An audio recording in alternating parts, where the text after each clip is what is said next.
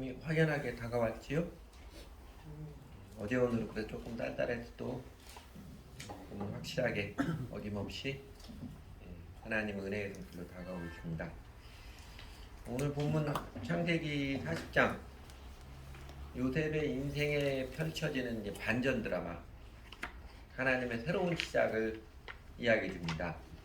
그러니까 이집트 왕 바로의 술장과 빵장이라고 요약해서 부르겠습니다. 술 시종장, 빵 시종장인데 개혁개정파는 술 관원, 술 맡은 관원장, 떡 맡은 관원장 그러는데, 이 사람들이 뭐 호프집 사장이나 빵집 주인 아저씨 이런 거 아니라요, 고위직입니다.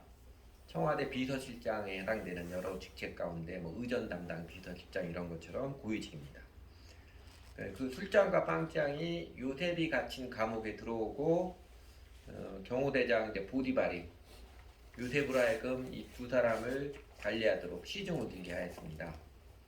그렇게 요셉의 섬김을 받으며 감옥 생활을 하던 그 바로의 두 신하, 술장과 빵장 두 사람이 어느 날 밤에 예사롭지 않은 꿈을 꾸었는데, 그 꿈의 뜻이 뭔가 알쏭달쏭 통 감을 잡을 수가 없어서 둘 다 골몰에 있고, 아침까지 좀 골몰에 있자 요셉이 나서서 그 꿈을 해석해 주었고, 정말로 요셉의 해석대로 사흘 후에 바로 생일날에 술장은 명예가 회복되고 복권 복직이 되었고, 빵장은 형장의 이슬로 사라져 버렸습니다.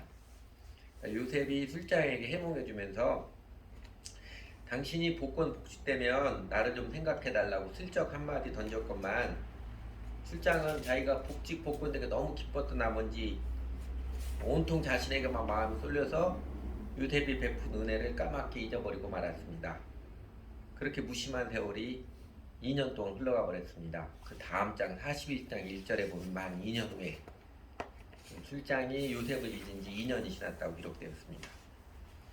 이 동화 같은 이야기죠. 이 동화 같은 이야기는 요셉의 일생 가운데 요셉에 대한 이제 연단이 끝나고 하나님께서 새롭게 일하시는 시작을 알리는 이야기이고, 요셉을 통하여서 아브라함, 이삭, 야곱에게 이어져 내려온 하나님의 비전과 약속, 그 약속이 요셉을 통해서 성취되어지는 게 새로운 시작입니다.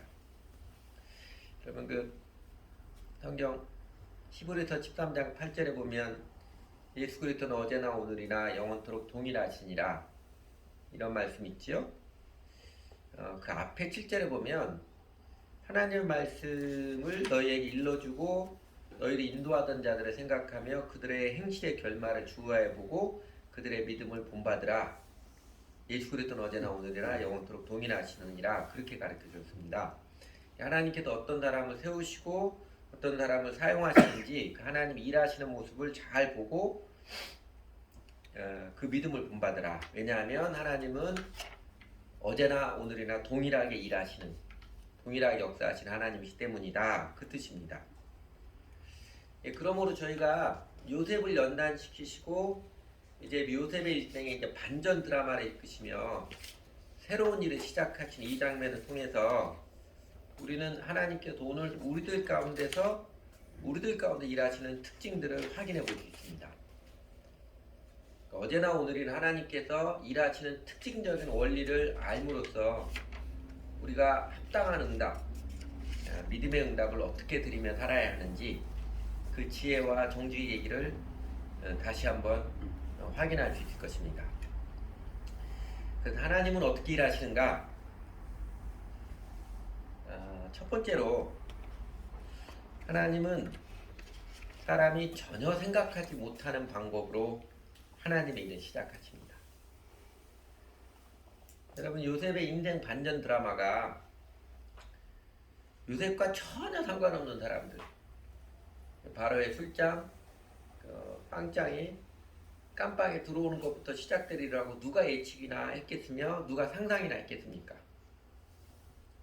훗날 요셉이 이집트 총리가 되기까지 가만히 보면 바늘구멍 통과하는 것만큼이나 매우 확률이 적은 우연히 된 일들이 중첩되는 게 한두 개가 아닙니다.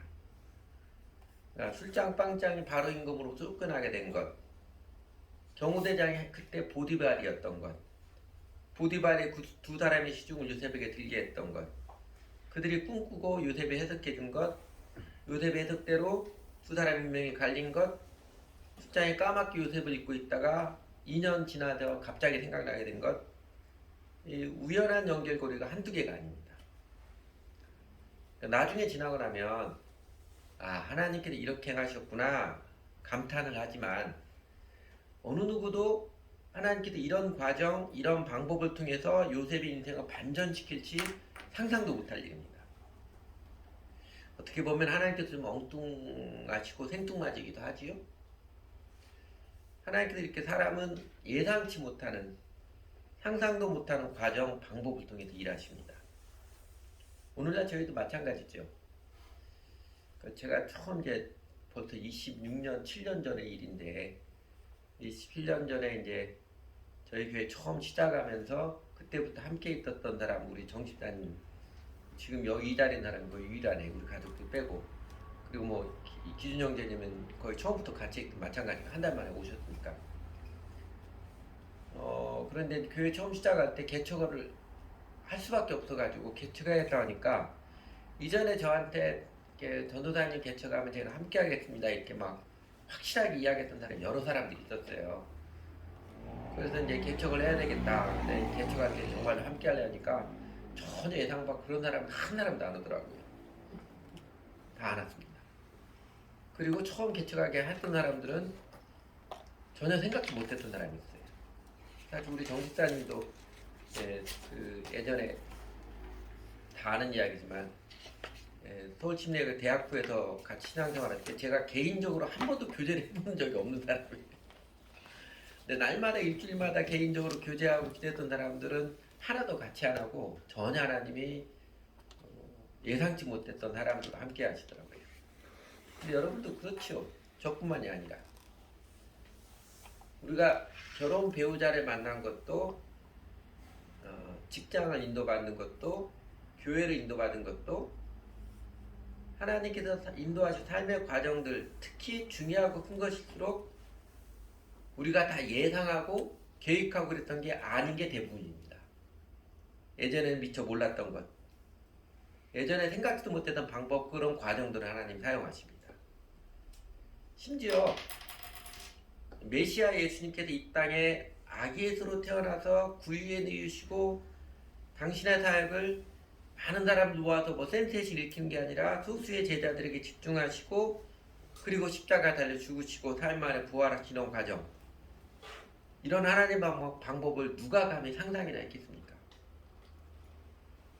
하나님 언제나 사람의 추측 생각을 초월해서 일하십니다. 성경 말씀으로도 명확히 가르치셨습니다. 이사야 55장 8절 9절에 보면 하나님이 깨우쳐 주시지요. 여호와의 말씀에 내 생각은 너희 생각과 다르며 내 길은 너희 길과 달라서 하늘이 땅보다 높음 같이 내 길은 너희 길보다 높으며 내 생각은 너희 생각보다 높으니라. 하나님 왜 이렇게 깨우쳐 주실까요? 하나님께서 왜 그러실까요? 왜 사람은 전혀 생각하지 못했던 그런 모습으로 일을 하실까요? 심지어는 전도서 7장 13절 14절을 보면 이런 말씀이 있습니다. 전도서입니다. 하나님의 행하신 일을 보라. 하나님 굳게 하신 것을 누가 능히 곧게 하겠느냐. 형통한 날에는 기뻐하고 공고한 날에는 생각하라. 하나님이 두 가지를 병행하게 하사 사람으로 그 장래일을 능히 헤아려 알지 못하게 하시느니라. 약간 그런 뉘앙스 풍기지 않아요? 하나님께서 일부러 꼬이게도 하시는, 사람으로 헤아려서 알지 못하도록 일부러 삶의 과정들을 꼬이게도 하시는 그런 뉘앙스가 펄펄 풍기지 않나요? 왜 그러실까요? 그 전도서 7장 14절 마지막에 있는 것처럼 사람으로 그 장래일을 능히 헤아려 알지 못하게 하셨느니라. 이렇게 가르쳐 주듯이 사람이 오만한 판단, 섣부른 추측, 자기 뜻대로 만들어가는 이 자기 의로움, 이거에 집착하지 못하도록 하기 위함입니다. 우리 사람들 중에는 왜 그런 사람들 있잖아요. 뭐 좀 안다는 식으로 판단이 빠르고 건너짓기 잘하는 사람들이 있잖아요. 여러분 그렇게 판단이 빠르고 건너뛰기 잘하는 것은요 똑똑한 것이 아니라 오만한 것입니다. 똑똑한 사람이 그렇게 하는 게 아니라 마음이 높은 사람들이 다 내가 이렇게 잘났네 이거 하고 싶은 사람이 그렇게 많이 해요. 그러니까 우리로 이 오만의 본능을 벗도록 하나님께서는 하나님 하시는 일을 일부러 꼬이게도 하시고 또 반대로 아주 우습게 쉽게도 하시고 사람은 상상도 못했던 전혀 엉뚱한 방법 과정을 사용하십니다. 그럼으로써 정작 인생에서 역사에서 중요한 일은 하나님께서 행하신다. 하나님께서 일하신다. 이거를 증거하고 계시고 우리들로 하여금 이 방법의 축축 내 방법대로 해야 한다는 그 집착을 내려놓고 섣부른 판단 아는 척한 오만을 버리게 하시고 하나님의 방법이 아니라 하나님의 성품 자체를 신뢰하는 하나님 자신을 신뢰하는 마음을 가르쳐 주시고 강건해 주십니다. 두 번째는 하나님께서 어떻게 일하시는가. 둘째는요. 첫째는 하나님은 사람이 전혀 생각하지 못하는 방법으로 일하시는 것이고 두 번째는 하나님은 당신의 사람이 준비가 되었는지 확인하십니다. 하나님은 당신이 도구로 사용될 사람이 과연 준비가 되었는지 확인하십니다. 여러분 디모데후서 2장 20절 21절에 그 말씀 잘 아시죠? 이거는 제가 안 만들었습니다. 안 만들었어요. 그러니까 큰 집에는 금그릇과 은그릇이 있을 뿐 아니요 나무그릇과 질그릇도 있어 귀하게 쓰는 것도 있고 천하게 쓰는 것도 있나니 그러므로 누구든지 이런 것에서 자기를 깨끗하게 하면 귀히 쓰는 그릇이 되어 거룩하고 주인의 뜻임에 합당하며 모든 선한 일에 준비함이 되리라. 이 말씀 기억하시지요? 이런 말씀 기억해야 합니다. 특히 청년들은 꼭 기억해야 합니다. 이 말씀처럼 하나님께서는 깨끗한 사람, 그러니까 준비된 사람을 사용하십니다. 금그릇, 은그릇, 나무그릇, 질그릇 사람마다 다 기질이 다르고 IQ도 다르고 성향도 다르고 다 다르잖아요. 금수저, 흑수저, 음수저 이렇게 사람들 표현하는데 그건 우리가 결정한 게 다 다릅니다. 근데 하나님께 사용하신 사람은 그 배경이 무엇인지 하나님께 선천적으로 주어진 게 무엇이든 간에 그릇이 깨끗한 그릇 사용하듯이 잘 준비된 사람 이 사람 사용하십니다. 그래서 하나님께서 사용하시는 사람들은 하나님 꼭 연단의 기간을 거치게 하십니다. 하나님께 쓰임받은 사람 연단의 기간을 거치지요. 그러니까 모세 40년 쓰임받기 위해서 80년 동안 연단을 거쳤고요. 다윗은 골리앗을 쓰러뜨린 이후로 그가 통일 이스라엘 임금이 되기까지 한 20년 걸렸습니다. 20년을 연단받았고 요셉은 이렇게 노예로 팔려서 총리가 되기까지가 한 13년 정도 돼요. 13년 연단을 받았고 그리고 심지어는요 인간 예수님께서도 딱 3년 쓰임받기 위해서 30년을 성장하셨습니다. 그렇다고 세월만 지난다고 자동으로 연단되는 것은 아니지요. 하나님께서는 그 세월의 흐름 속에 우리들 모두가 각자가 깨끗한 그릇, 준비된 그릇이 되도록 형통한 일과 공고한 일을 병행하시며 연단시키신데 그 손길에 정직한 믿음으로 응답한 사람들이 하나님의 은혜와 권능을 입어서 하나님께 쓰임을 받습니다. 그 인생이 존귀하게 됩니다. 시편 105편에 보면 이스라엘 역사를 쭉 시편 기자가 회고하면서 그 요셉의 삶에 대해서 이렇게 이야기를 합니다. 그가 한 사람을 앞서 보내셨으며 요셉이 종으로 팔렸도다. 그의 발은 착고를 차고 그의 몸은 쇠사슬에 매였으니 곧 여호와의 말씀이 응할 때까지라. 그의 말씀이 그를 단련하였다. 무슨 이야기야? 하나님께서 요셉을 발에 착고를 차고 몸에 쇠사슬에 매이게 하는 거예요. 노예로 팔려가는 장면이죠. 노예로 팔려서 수레에 실려가는 것인데 노예로 팔려서 그 다음에 종살이 옥살이를 거치게 하시는 게 여호와의 말씀 응할 때까지라. 그가 하나님 보시기에 이만큼 준비되가 될 때까지 연단을 시키셨다는 뜻입니다. 그리고 오늘 장면은요. 창세기 40장 오늘 장면은 요셉이 그동안 가정총무, 감옥총무를 거치면서 잘 준비되었음을 보여주는 장면이에요. 요셉이 어떻게 준비되었는지 우선 이제 기본적으로 자신이 게으르지 않고 자신에게 주어진 일을 성실하게 지혜롭게 행하는 준비가 된 모습은요. 지난주 지지난주 이미 살펴보았지요. 그래서 오늘 살펴볼 모습은 먼저 이런 것입니다. 오늘 먼저 주목할 대목은요. 그 6절 7절 검정색 굵은 것이 된 거예요. 다음날 아침에 요셉이 그들에게 갔는데 요셉은 그들에게 큰 집처럼 빛이 뜸을 보았다. 그래서 요셉은 자기 주인의 집에 자기 함께 갇혀 있는 바로의 두 시종장에게 물었다. 오늘은 안되게 좋아 보이지 않습니다. 왜 그러십니까? 두 사람에게 무난하는 요셉의 모습이지요. 그냥 체면치레로 인사한 게 아니라 잘 주무셨습니까? 인사한 게 아니라 자신에게 자신이 돌보도록 맡겨준 사람들, 자신이 섬기는 사람들에게 관심을 기울이고 이 사람들의 심령의 상태가 어떤지 금세 알아보고 그리고 그냥 그런가 보다 오늘은 별로 기분이 안 좋은가 보다 넘어가지 않고 물어서 대화를 하고 자신이 도울 수 있는 것으로 돕는 모습입니다. 이런 모습 뭐라고 할까요? 사랑입니다. 사랑하는 모습. 무관심하지 않고 관심을 기울이고 다른 사람의 마음을 좋은 마음으로 헤아려주고 더 나아가 그냥 지나치지 않고 내비두지 않고 캐물어서 자신이 도울 수 있는 것도 돕는 능동적인 행동. 요셉은 다른 사람을 사랑하며 살아가는데 성숙해져 있었습니다. 그러니까 자신이 억울하고 이제 옥살이하고 옥바라진 해주고 있다는 그 자괴감이나 연민에 빠져 있으면은요.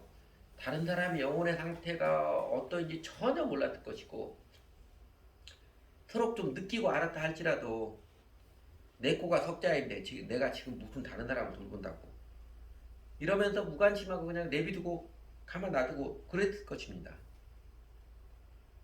요셉은 이 최악의 지경에도 종살에 걸쳐서 감옥살이하는 최악의 지경에서도 이웃과 더불어 살아가며 살아가는데 익숙해져 있었습니다.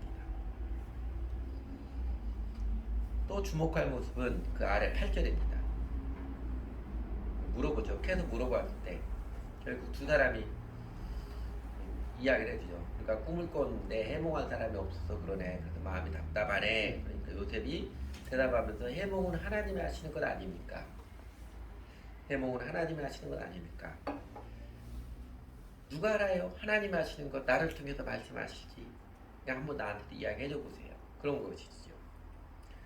어떤 모습이에요? 자연스럽게 하나님을 인정하는 그의 모습이지요.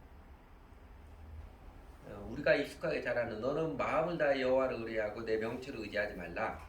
너는 범사에 그를 인정하라. 그리하면 내게 지도하시리라. 잠언 3장 5절 6절인데 이 말씀이 그의 말과 태도에 잘 배어있는 단면입니다. 그리고 하나 더 보면 14절 그 시종장께서 잘 되시는 날에 술장이죠. 술시종장이 잘 되신 날에 나를 기억하여 주시고 나를 따로 생각해 주시기 바랍니다. 그리고 바로에게 나의 사정을 말씀드려서 나도 이 감옥에서 풀려나게 해주시기 바랍니다. 나는 히브리 사람이 사는 땅에서 강제로 끌려온 사람입니다. 그리고 여기에서도 내가 이런 구덩이 감옥에 들어올 만한 일은 하지 않았습니다. 술장의 요셉이 그 여우 같은 년 때문에 이런 식으로 자신의 이야기를 미주알, 고주알 밝히지 않았습니다. 그리고 이제 운세가 트인 모습을 본 술장에게 내가 당신 도와줘도 당신이 나 잊어버리면 안 됩니다. 내게 베푼 은혜를 기억하라고 신신당부하고 그런 식으로 사람을 의존하지도 않았습니다.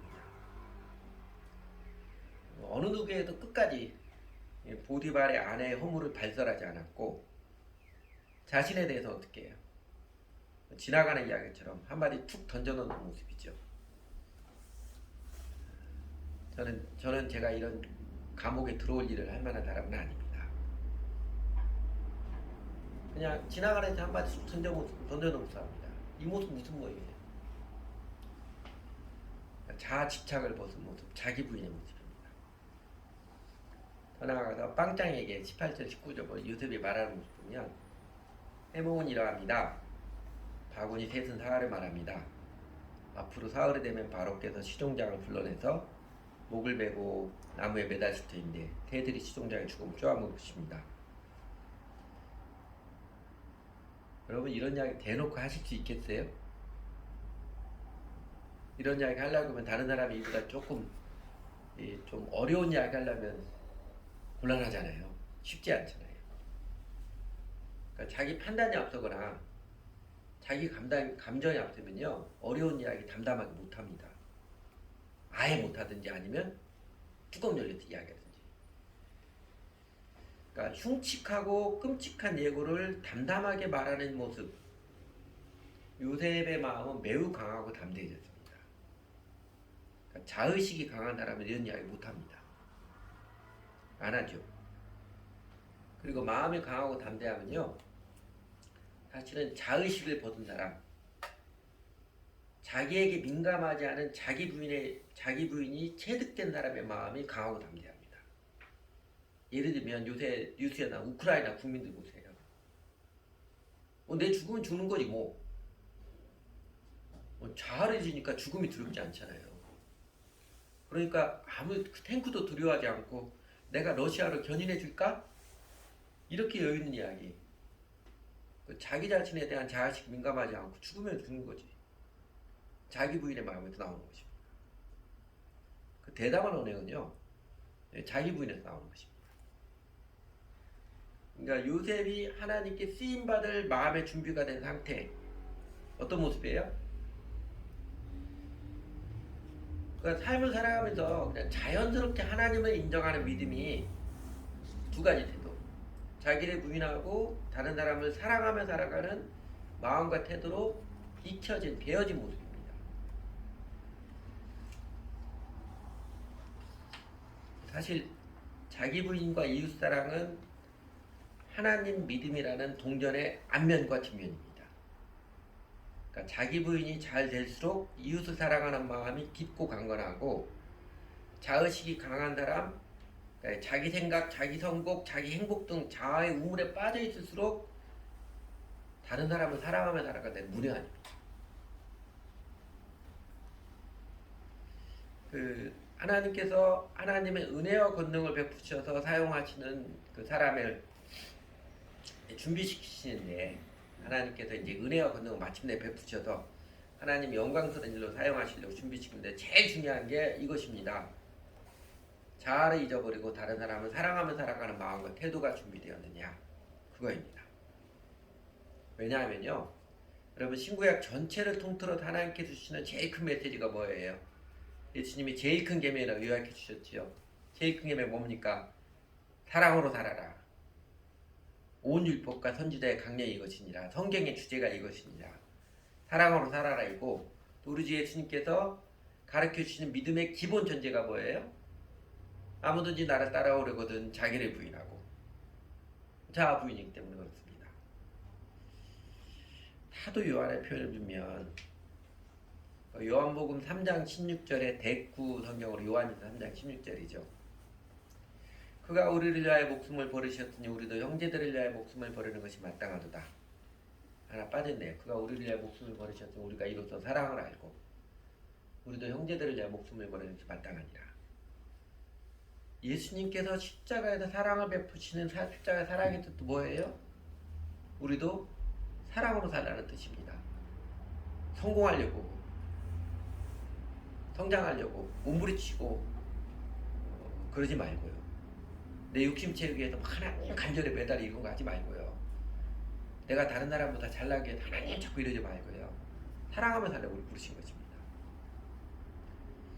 그러니까 이제 광고 시간에 이야기 드리겠지만 이제 3월달부터 성경학교 다시 재개해서 사도행전부터 시작하는데 그 다음 주에 이제 사도행전 제1과 하면 저희가 이 말씀 암송할 겁니다.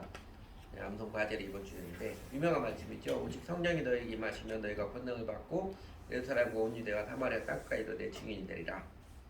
저희가 암송하고 다음 주 공부하는 말씀인데 여러분 성령님의 권능이 누구에게 내려지겠습니까? 사실은 이런 관점에서 보아야 됩니다. 우선 아닌 거는요. 하나님께서 그냥 아무렇게나 살다가 그냥 맹렬히 기도만 열심히 하거나 또 교회만 열심히 하는 사람에게 성령의 권능을 베풀어 주시는 거 아닙니다. 이건 우리 한국교회 교회 다니는 아직도 많이 오해하겠는데 기도원에 가서 소나무 하나 뿌리 뽑으면 뭐 성령님의 권능을 받고 이러려라 착각을 하는 거 완전한 착각입니다. 그런 게 아니에요. 예수님께서 제자들에게 성령의 권능을 내려주셔서 마침내 사도로 세우시는 그 큰 맥락을 봐야 합니다. 예수님의 제자들, 12제자 3년 반 동안 예수님과 함께하며 배우고 연단을 받았지요. 그렇게 연단을 통해서 준비가 되었기에 그 심령에 성령님께서 권능으로 임하신 것입니다. 그리고 예수님의 제자 훈련의 초점이자 이젠 되었다. 이제 성령님의 권능을 받을 만한 자격, 수준 이런 단어 써도 괜찮을 거예요. 그런 마음의 준비가 되었다. 말할 수 있는 게 뭐냐면요. 이겁니다. 여러분 십자가에서 제자들의 자아가 박살이 났잖아요. 완전히 자아가 깨졌지요. 그전까지는 예수님 잘 따르고 해도 내가 그런 사람인 줄 알아. 내가 그렇게 치사한 사람인 줄 아니까 저 배신 이런 거 나오고 올리지 않습니다. 이 자기 의로움에 따라서 자기 자존심으로 예수님 따르고 신앙생활을 했었는데 십자가에서 박살이 났잖아요. 자아가 박살난 이후에. 그 다음에 요한복음 21장 게네사도 호숫가에서 예수님께서 다시 제자들 만나 3번 베드로에게 물으시죠. 뭐 물어봐요? 네가 나를 사랑하느냐 물어보시고 베드로가 이제는 자기 자신 자신있게 못 내세우죠. 정말 예수님 사랑하는데 자기 자신 자신있게 못 내우고 아주 겸손하게 대답을 하니까 예수님께서 내 양을 먹이라. 이제는 다른 사람은 사랑으로 돌봄이 야익하라. 그렇게 대답해 주잖아요. 그러니까 제자들의 마음에 자아가 내려지고 이제는 다른 사람을 사랑하며 살아가는 마음이 되었는가? 예수님 딱 그거 하나 보십니다. 예수님의 제자는 초점이에요. 제자 훈련 잘 받아가지고 지식이 늘어나고 해서 다른 사람보다 뭐 학벌이 늘어나고 이런 게 아니고요. 자아가 내려지고 자아를 잊어버리고 다른 사람 사랑할 준비가 되었는가? 그거 딱 하나입니다.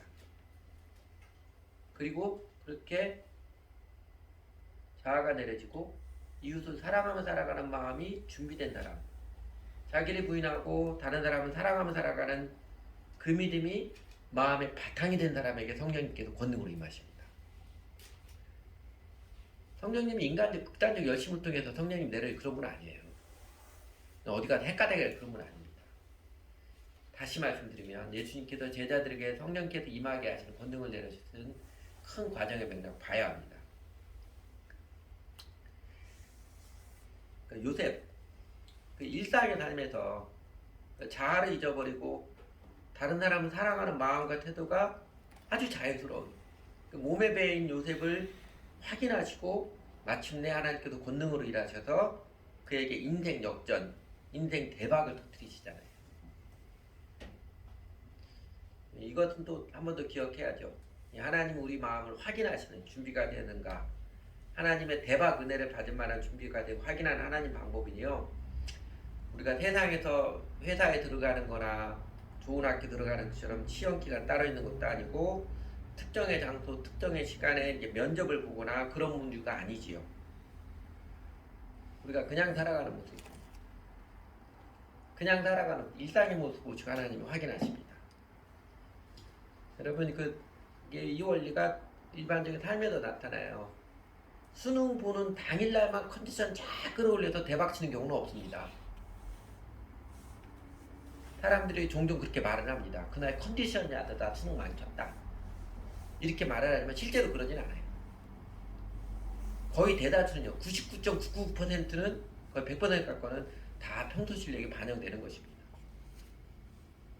아주 극단적으로 예외가 있겠죠. 사고가 났다거나 뭐 이럴 경우. 그러니까 하나님은요. 그 특정의 시간, 특정의 장소, 결정적 기회의 순간에만 잘 연출해서 히트치는 인간의 속셈에 속으시는 분이 아니에요. 그런데 이제 회사에서 신입사원을 뽑을 때는 소위 스펙을 보잖아요. 영어를 얼마나 준비를 했는가. 스펙을 뽑지만 그 회사에서 경영자들이 이 사람을 퇴사시키는 한결같은 이유는 뭐예요? 그 사람의 인성, 평소에 살아가는, 평소에 직장 생활하는 태도, 성품이 영 아니기 때문에 퇴출시킵니다. 성실하지도 않고 정직하지도 않고 게으르고 이기적이고 이러면 경영자는 어떻게든 그 사람을 퇴출시킵니다. 하나님은 세상 기업 경영자처럼 사람에게 속지 않아요. 한번 면접에서 속지 않습니다. 우리 일상 살아가는 것도 다 지켜보십니다. 하나님은 처음부터 일상을 살아가는 태도, 교회당에서 연출된 모습이 아니라 평상시 모습 보시고 얘는 연단을 더 받아야 하는 사람인지 얘는 이제 대박 은혜를 내려주어도 되는 사람인지 확인하십니다. 요셉은 하나님께서 자신이 준비가 되었는지 확인하시는지도 몰랐을 거예요. 그냥 하나님 의지하고 하나님 믿고 살아가면서 자기보다도 다른 사람 생각하고 자신의 마음에 한 응어리 잊어버리고 맡기고 다른 사람을 사랑하며 살아가는, 그렇게 살아갔습니다. 여러분, 인생 최고의 행복과 보람이 하나님의 권능의 은혜를 입어서 하나님께 쓰임받는 것이지요. 사실 우리 인생도, 우리 모두의 인생도 그렇게 하나님께 쓰임받아서 우리가 영생을 누리며 살도록 예수님께서 우리를 제자로 부르셨습니다. 하나님 나라에서 우리가 아주 짭짤하게 쓰임받고 그다음 짜릿하게 행복과 보람을 누리는 우리들의 인생이 되기 위해서 우리 모두도 요셉처럼 심령과 태도가 잘 준비되었으면 좋겠습니다. 오늘 우리 앞에 주어진 일상의 삶에서 자기를 부인하고 예수를 사랑하며 살아가는 정직한 믿음의 응답을 힘있게 들어가면서 말입니다. 그리고 셋째로요, 하나님께서 어떻게 일하시는가? 첫째는 하나님은 사람이 전혀 생각하지 못하는 방법으로 일하시고, 둘째는 하나님은 하나님의 도구가 될, 하나님의 은혜의 영광을 받을 만한 당신은 사람이 준비가 되었는지 확인해 보시고, 셋째는요, 이것입니다. 하나님은 때를 주관하십니다. 오늘 본문의 맨 마지막 절 이러지요. 그러나 술잔을 올리는 시종장은 요셉을 기억하지 못하였다. 그는 요셉을 잊고 있었다. 술장의 망각기간 2년입니다. 그 41장 초에 나옵니다. 술장의 망각의 2년, 요셉에게는 어떤 기간이었을까요? 요셉도 사람인지라 술장이 복권이 되는 모습 보며 요셉도 잘하면 이 감옥에서 벗어날 날도 오겠구나 기대를 하고 있는데, 하루, 이틀, 한 주간, 또 한 주간, 한 달, 두 달, 그냥 세월만 지나가면서 요셉의 심정을 어떻겠으면 요셉은 무엇을 배웠겠습니까? 요셉 이미 많이 준비가 됐잖아요. 내면의 심령도 행동의 태도도 이를 부지런함과 성실함과 지혜로움을 행하는 것, 범사에 하나님 인정하는 믿음, 그리고 자기를 잊고서 사람들을 사랑하며 살아가는 사람, 다 준비가 된 거 확인이 되었습니다. 그러나 하나님께서는 그 요셉을 2년을 더 묵히십니다. 하나님은 왜 요셉을 또다시 이렇게 푹 썩히시고 묵히실까요? 제 상상인데, 기다리고 지치고 기다리다 지치고 이제 더 이상 사람을 기대하지 않는 잊어버린 그 2년 동안 요셉은 아마 이 찬송가를 제일 많이 부르지 않았을까 싶어요. 이 깊은 고독 속에 내 생명 끝나도 주밖에 나의 마음 뉘하라 주리요, 내 마음 위로하다 평온케 하시네. 아마 그때 당시 최애의 찬송가이지 않았을까 싶습니다. 하나님은 이 마지막 2년의 기다림과 내려놓음의 연단을 통해서 요셉에게 달관의 믿음, 해탈의 경지에 다다르게 해주셨을 것입니다. 해탈이라는 건 불교용어로 알고 있는데 원래 이제 인도에서 유래한 거죠. 인도 힌두교 종교에서 나온, 인도 종교에서는 궁극적인 정신의 최고의 목표가 이 해탈의 상태입니다. 인간의 영혼이 온갖 속박에서 벗어난 상태를 말하는 것으로 번뇌와 장애의 사슬에서 벗어나 인간의 영혼이 비로소 참 자유를 얻었다는 뜻입니다. 우리 기독교적 용어로 표현하면 자기 부인의 경지에 다다른 것이고, 진리가 너희를 자유케 하리라, 이 말처럼 진정한 자유인이 되었다는 것 뜻이고, 사도 바울이 그러죠. 부한 데 처하든지 가난한 데 처하든지 생의 일체의 비결을 배웠느라. 삶의 여건, 환경과 관계없이 자신은 반듯하게 기뻐하며 감사하며 살아갈 수 있는 그 마음이 되었다는 것을 말합니다. 저희가 가끔 부르는 일본 우찌무라 간조의 찬양지 있잖아요. 예수를 생각하고 나는 나의 가난함도 슬프지 않고 남의 부유함도 부럽지 않고 일의 실패에 실망치 않고 그 성공에 뛰며 기뻐하지도 않고 몸의 환난도 괴롭지 않고 오직 평강과 만족만 지을 따름이라. 요 시처럼 이제는 영원한 승리자의 심령이 된 모습입니다. 다른 사람들이나 주변 환경 하나도 종속되지 않고 예수님 때문에 항상 평정심을 지킬 수 있고 항상 기뻐하고 모든 일에 감사하고 담대함을 잃어버리지 않고 부지런히 열심히 주님을 따르며 이웃을 사랑하며 살아가는 삶을 살아가는 그 모습을 말합니다. 어쩌면 십자가의 길을 걸어가시는 주 예수님 모습이 해탈의 진수일 것입니다. 해탈의 진수일 것입니다. 요새 또 해탈의 경지가 되었기에 하루아침에 이집트 총리가 되었고 온 세상을 다스리는 실질적 통치가 되었어도 그의 마음이 흐트러지지 않았습니다.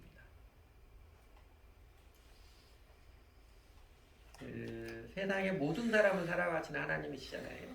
우리 한 사람 한 사람 다 사랑하십니다. 세상의 모든 사람을 하나님께서는요, 오늘 우리들 한 사람 한 사람 우리들의 삶과 마음도 지켜보시고 우리들 가운데서 또 하나님의 일을 이루어가고 계십니다. 우리 각 사람의 인생에도 우리 교회 공동체에도 하나님께서는 새로운 일을 품고 계시고 보고 계시고 하나님께서 놀라운 뜻을 기대하시고 무엇보다도 우리가 준비가 되었나 살펴보시고 확인하고 계십니다. 게으르지 않고 이를 성실히 행하고 있는가? 자신을 위해서가 아니라 자아를 잊고서 사랑으로 삶을 살아가고 있는가? 그렇게 부지런히 일하며 다른 사람들을 사랑하며 살아가는 마음과 태도가 나중에 내가 성공하기 위한 수단이 아니라 그 자체가 의미이고 목적이 된 해탈의 마음인가 살펴보십니다. 시편 78편에 이런 말씀이 있어요. 70절에 지는데 주님의 종 다윗을 선택하시되 양의 우레에서 일하는 그를 뽑으셨다. 암양을 돌보는 그를 데려다가 주님의 백성 야곱과 주님의 유산 이스라엘의 목자가 되게 하셨다. 그는 한결같은 마음으로 그들을 기르고 슬기로운 손길로 그들을 인도하였다. 다윗의 모습인데 다윗이 양을 기를 때에도 백성들을 다스릴 때에도 한결같은 사랑의 마음과 성실함에서 터득한 슬기로운 손길로 살아갔듯이 요셉이 가정총무, 감옥총무 지내며 하찮은 일에도 한결같은 사랑의 마음과 충성스러운 슬기로 삶을 살아갔듯이 하나님께서는 오늘 우리들의 삶에도 정직한 믿음, 자기를 잊고서 다른 사람을 사랑으로 살아가는 모습이 익숙해지기를 기대하십니다. 다윗도 그렇고 요셉도 그렇고 작은 일들의 모습에서 한결같은 사랑의 마음과 충성스러운 슬기로운 손길로 살아가는 모습을 하나님께서 대박 은혜를 내려주시는 것이지요. 교도소에 가면 꿈은 엄청나게 좋은데 그 꿈을 위해서 준비가 하나도 안 된 사람들이 모이는 곳이 교도소라고 그러지요. 정말 야무진 꿈들을 갖고 있는데 자기를 절제하고 다른 사람을 사랑하고 이런 준비가 하나도 안 된 사람들은 승질내서 하다가 교도소로 온다고 그러더라고요.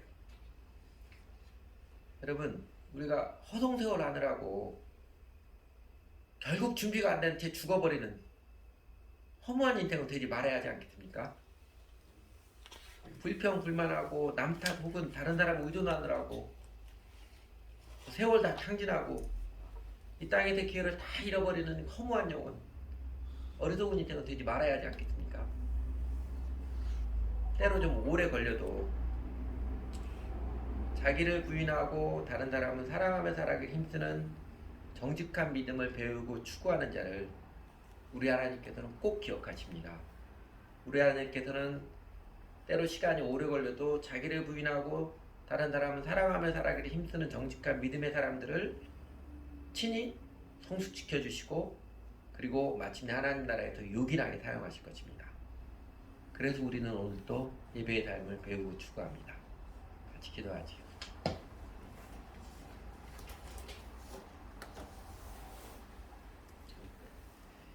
오늘 또 저희 각자가 좀 같이 기도하도록 하지요. 하나님의 성령께서 오늘 예배 시간 찬송과 또 설교를 통해서 마음에 깨우쳐 주시고 감동해 주시면 붙잡고 우리 입술을 열어서 함께 기도드리도록 하겠습니다.